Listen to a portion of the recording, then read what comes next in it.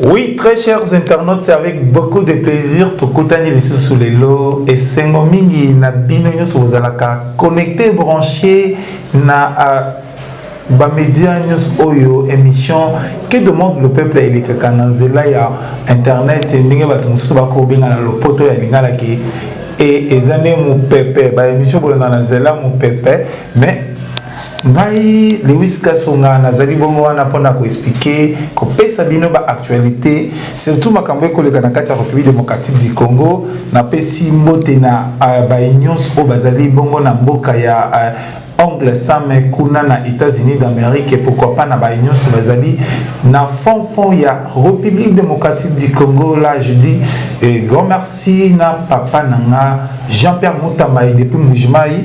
Merci à toi papa Ningo Salanga Léona Zalibosa Batou. Merci avec toute personne qui vit ensemble avec moi et chez moi à la maison.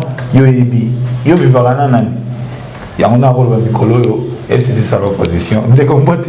Mbote mwana mboka Lewis Kasonga. Mbote mingi na monsieur Alain Chongozola ndangai depuis Londres. Mbote mingi na mama Mirador Ngabu. Mbote na banyos balinga bongo Jeffer Mikwete na tombel bangpe mokolo elamu na plateau na yo mwana mboka Lewis.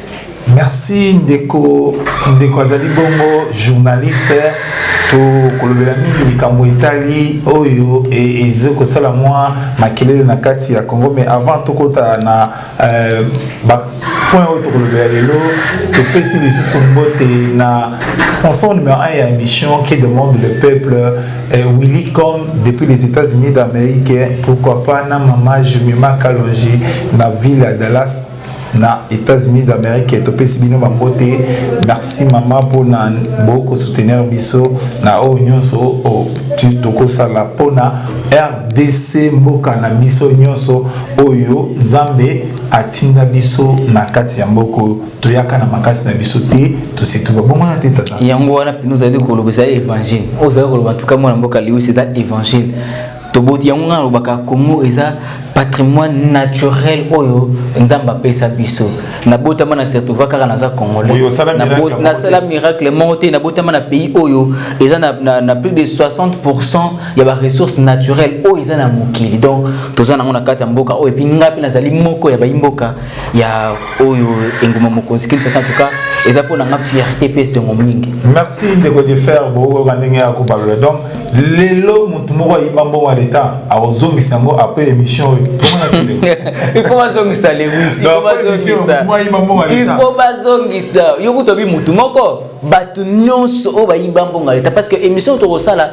e ozareti obi o ko fungola ba makambo nyonso mutu na mutu ngafana tel ngana liaka mboko ezaka destiné pona kotonga 1000 écoles ngana liaka mboko ezaka destiné tamusu pona kotonga ba ngana ezaka na kati makambo bukanga lonzo émission to kosala lelo ezali éveil to ezali ko lamusa ko kundola ba dossier nyonso e balia mbongo ebima na poche ezaki mbongo ya ndako na bango te mbongo ya lupango te ko papa na bango ndatika lupango bateka ki mbongo ndalete ezaki eza mbongo ya ba contribuable congolais mbongo ebima na trésor public pona kosala musala na intérêt ya population congolaise.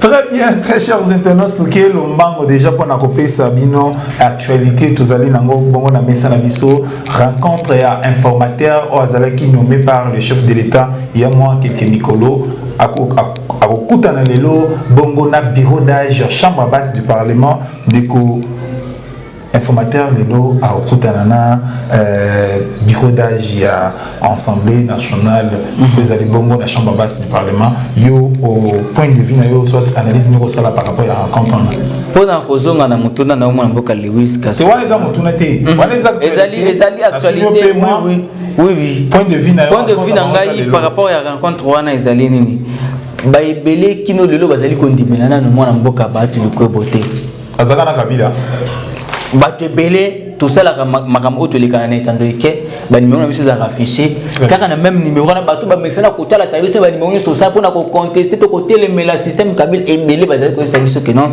moi na mboka Jeffer nani ndeko bati lukebo azali kaka na système ya Kabila moi mboka bati ko bazali ko jouer jeu à double face ou à double tranchant contre mais Kabila bengana ye tango ya wela ka Sénat balobi ezali ba stratégie politique ah bon bato mususu balobi que non te babeti karaje ya contour. Donc, Bassaneti va Panzani, va que lobby et Gossanini, et Gosonga pour souci à Félix Danini, pour gagner majorité parlementaire. Bah oui que non, Bati faisant partie, il y a regroupement où ils ont et belé, bah oui que non, ceux qui battent, ils ont pénaillé. Donc, conserver toujours majorité na biso. Alors, pour te conserver en Gossanini, Bati, ça semblant de aux appelés, aux années, aux anaïs. C'est la politique, papa. Macamonio se sengeli kozokango encore.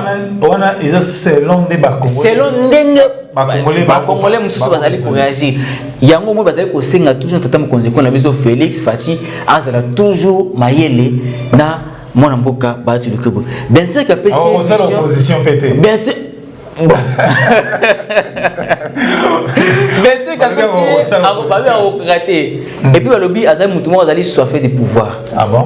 Balingi kotika pouvoir té. Yango mazali ko tournoyer toujours na makambo etali bokonzi. Azali ki awa lelo awa. Et puis il faut tout le monde un système que non politique est dynamique. Non. Politique est dynamique avec quelle sorte de figure? Et comme il mode il y a des politiciens comme oui. Pour balukani mbongo balukaka tout comprendre. Mais bango la politique est dynamique. Il faut tout le monde un concept voilà. Et ça concept moi pour nangai c'est trop enfantin, papa. Donc maintenant, c'est trop imbécile. Excusez-moi, oui.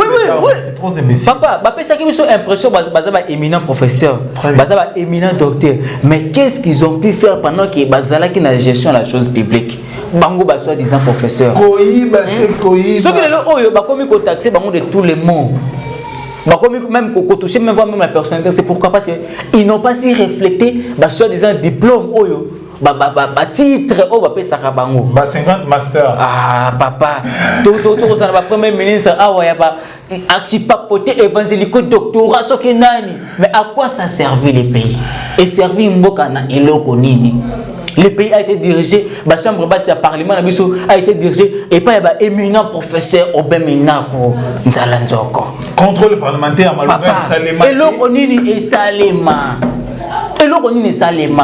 Voilà pourquoi je t'appuie, et ça va concept moko imbécile. Très chers internautes, vous nous suivez partout na Belgique. Information sur ces actualités. Nomination il y a Ndiko O, il y a Defiaka, Ndiko Kabila, Azarina Katsa Armée, Ndiko John Chibango. Selon les informations to moni partout, on se met dans les réseaux sociaux que John Chibango Azali Bongo nommé ancien patron il y a d'amiable renseignement militaire. Est-ce que à profil vraiment ça fait la dynamité pour Azalana? Bon, moni les Congo souffrent d'un problème. Il y a profil, il y a apparence. C'est ça d'ailleurs le grand problème du Congo. C'est ça. Bato bazali koya, bazali ko pesa biso impression de bazali ba même. Nzoka mitema, bazali ba koyo, bazali ko dévorer peuple congolais. Bazali ba koyo, bazali ko dévorer social peuple congolais. Bazali ba koyo, bazali ko dévorer éducation ya bana na yo Lewis ya bana nanga, ya bana ba bazali ko landa biso Lewis. Oui, le lot va John Chibango place wana. Après c'est un sous profil que non voilà, na défiaka Kabila, na salaka mais asala qui a mon intérêt nini. Est-ce qu'il y a ko sala musala vraiment? Est-ce qu'il y a ko sala musala o ba mandaté yi? Tout a ko sala musala pour nanu ko se servir nanu. Tu sais et le kongalinga ba Congo bazanini. Il faut tous en abolingo ya mboka. Nous devons être des vrais patriotes. Il faut susciter en nous cet esprit de patriotisme. Tu sais Lewis, on est un vrai patriote. Au côté de la terre, on a ton pont pour Masango Longana Kasai, et comme Matina Kinshasa, et Longana Kinshasa, et Kotaboy, et Kotaboy. Au côté de la bolingo, pourquoi? Parce que aux alliés na bolingo, il y a patrie, et puis il y a Baïbazali qu'on va dans la case. C'est ma pétion Mongo, il y a Rosala Msala, l'État, ok, on a question à l'État, et Rosala Msala, il y a servir peuple, il y a question là, affaire non privée. Non seulement affaire privée, il y a 10e bureau tout ça. Par rapport pour nous répondre à la question de profil wana. Bazali ko pesa biso profil ndé ba ina souci ya kotonga mboka. Ba ina souci ya ko renforcer sécurité, ba ina souci ya ko renforcer social, ba ina souci ya ko renforcer éducation. Maintenant ba ko pesa bango gestion la chose publique. Donc tu ba ko pesa gestion à faire les choses à faire publiques. Il faut yende akamango malam. Yende akam. C'est ce que j'ai dit. Il faut donc toi on met ça na ma bêtise. Papa mutu oya nomaka azana problème te tant sous le wiso pesa nga impression de que non ah te naza makasi côté éducation so botinga na secteur éducation wana na kosala bo mais ba pesi wana ba pesi na monsolo elo ozali kotambola te papa to monaki yango na régime pour songa na moi si malisula régime ya 1+4 to bi bazaka sur Robert Jean-Pierre Pemba ba tebeli bazaka ba nda kotala ba pesa ki mutu na mutu selon secteur oyo a maîtriser mingi azara sur Robert azalaka soki na yota na so affaire culturelle ba bloc moko boye la défense to sala to mona nini très bien tu vois to mona nini est-ce que mutu oyo apesa ka mandat mutu apesa ka pouvoir azaka na problème te ndenga moko na petit peuple nous donnons le pouvoir toke na ba ion to voter to comme si le vice-président de la République na bolingo na intérêt tam sous na discours o pesa ka biso or discours o pesa ki e utaki na mutema na yote e utaki na papier. Tu vois les grands problèmes.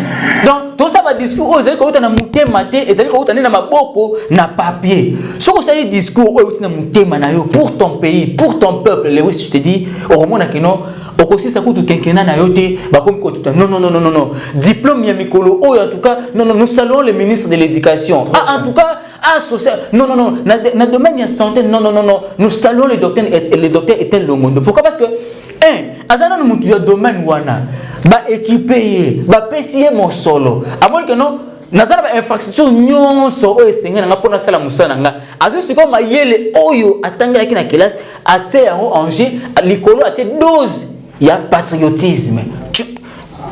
Imagine un peu ndenge beauté mende ba shadari ba tsaki patriotisme entende mende atiaki bolingo ya poche na ye baza ebele c'est ça le problème papa tala neti boye Félix atie John Chibangu lobiloba John Chibangu musa makampona koluka ko impressionner Félix ko sepelisa Félix c'est ce qui crée le système autotélé donc merci beaucoup de faire cela au lieu que batiaki au sala musala au sepelisa ba peuple ko oui yo comme rendre comme balobi zala redevable na république et non cause la redevable na individu oyo apesi yo mandat.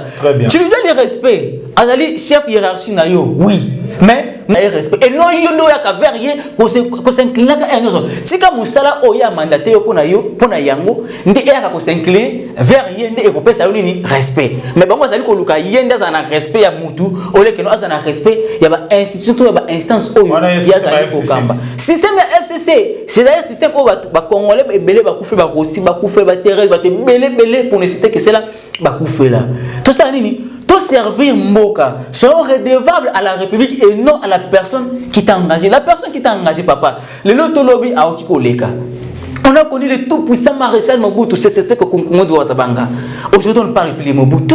Aujourd'hui, on parle de Félix Antoine Tshisekedi Tshilombo. On a connu le fait Etienne Tshisekedi Oyabundi pendant plus de 37 ans. Pour que les démocraties soient en Mboka.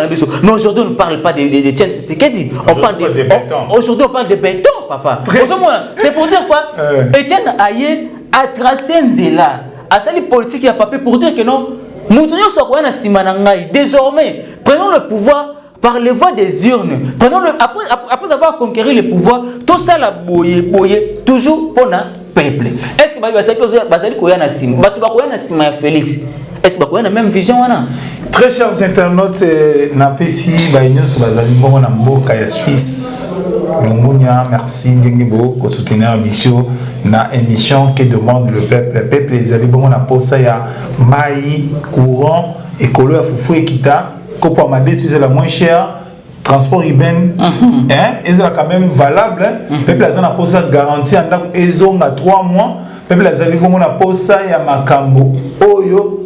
Bana batanga ofele là tout kena makamwitali bongo gratuité d'enseignement chef de l'État a continué toujours na démarche na pour avenir ya jeunesse et za la malade ce que vous permettre ngamo mboka Lewis zera nazo nazalindeko na ba moi quelques points nazo qui na actualité likamwitali bongo pe école au chef de l'État ba kina discours na école de guerre batubili ba ko benga na ba différentes médias pour na retourner et tout ko komisa bana na biso oto ko sa ngeni mais selon nga onga na zana connaissance pour na accéder na école de guerre il faut avoir aucune formation militaire.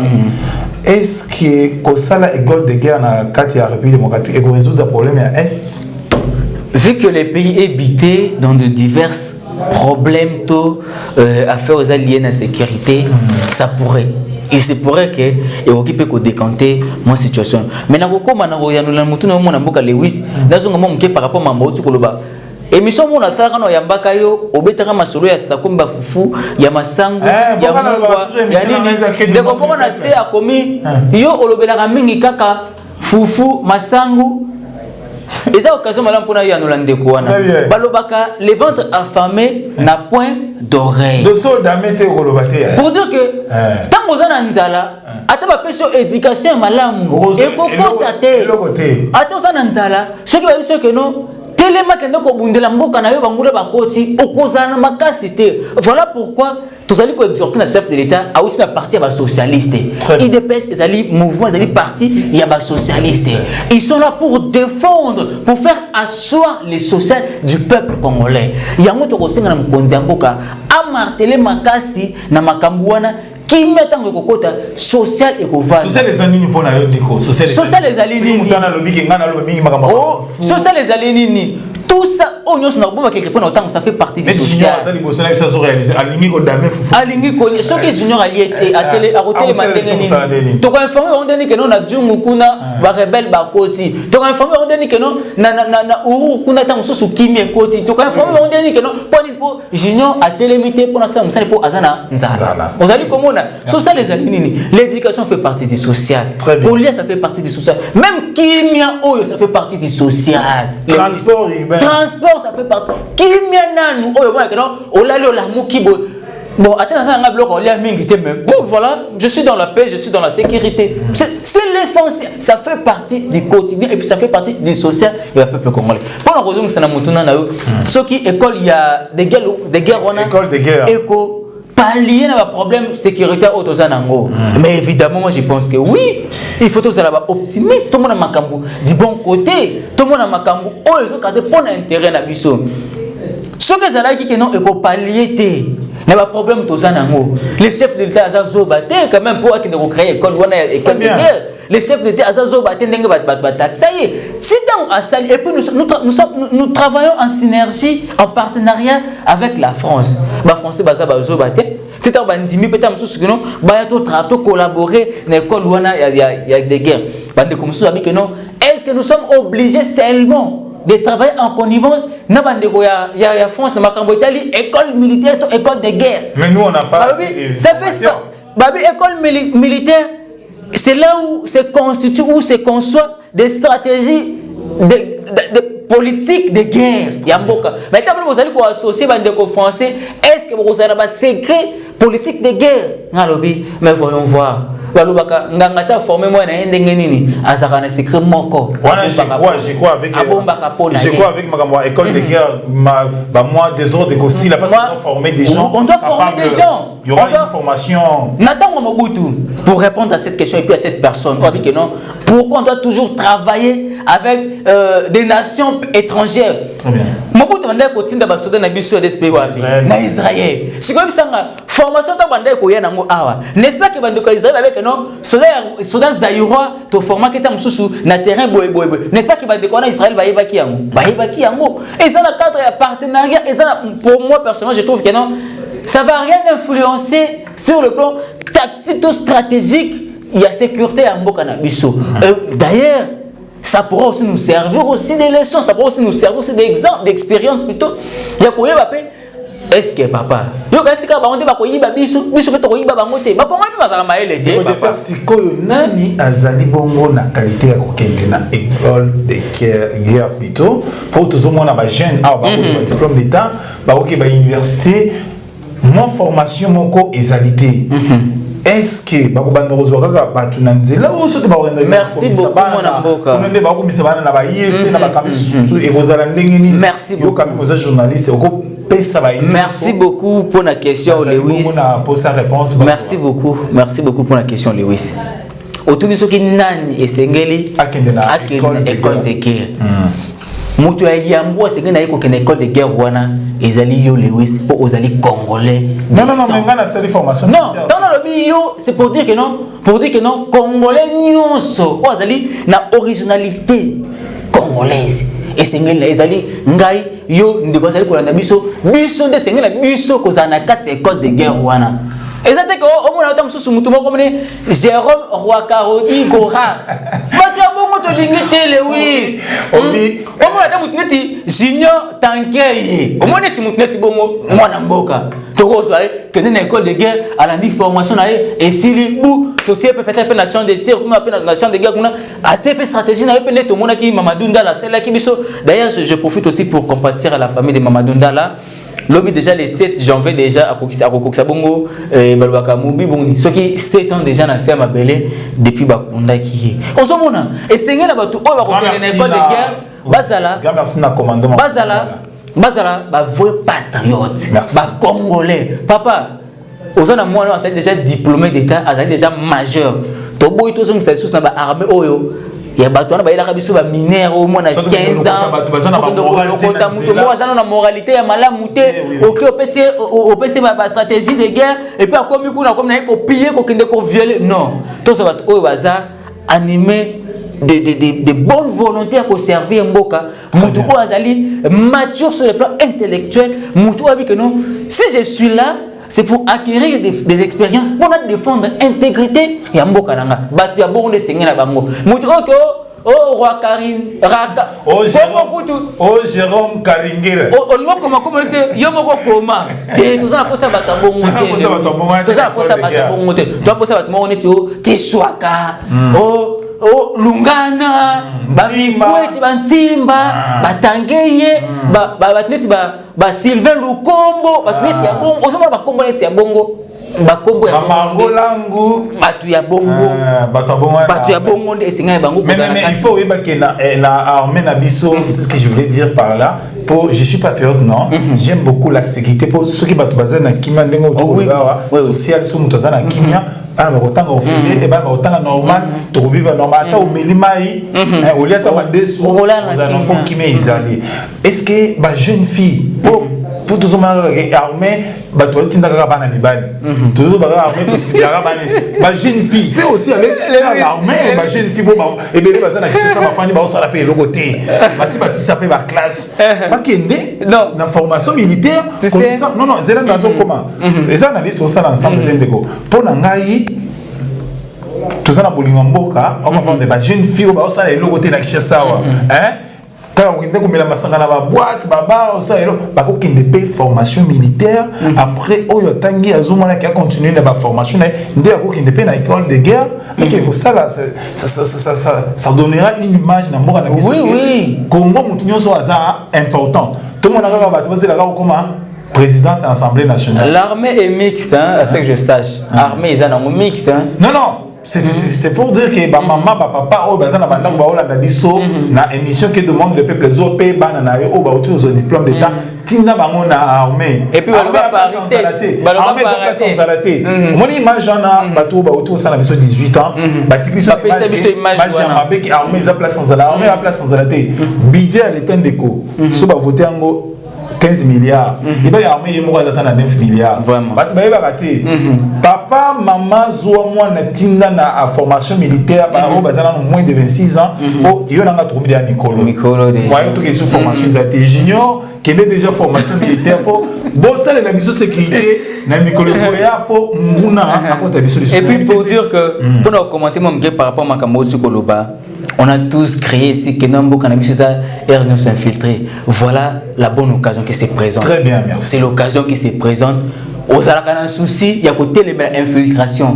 Aux Arakana souci, il y a qu'au frapper sans recul armée rwandaise, armée ougandaise, il y a Kanambo Cannabis. Voilà l'occasion. Au ébita mususu mwana moko bo azarakana mayele moko pe ya ko se défendre malamu. C'est aussi l'occasion au quotidien pe kuna. Tout ça la kamana kala pour na ko critiquer. Abraham Likon la lobaka kotuna te mboka na yo ekosalela yo nini? Yo salela mboka na yo. Yo mituna nano qu'est-ce que je dois faire pour mon pays? Donc voilà l'occasion ola kisabiso batu que non voilà na kosala boye pour na mboka na nga na kosala boye na domaine boye na kosala boye pour na mboka na nga. Moi personnellement je salue action l'idée au chef d'État sali il y a ko créer école de guerre. On a connu un chef de l'État qui est mon soldat. Tout le monde a qui est Mobutu. Non seulement Mobutu, Kabila t'es papa. Kabila est soldat. Mais à Kabila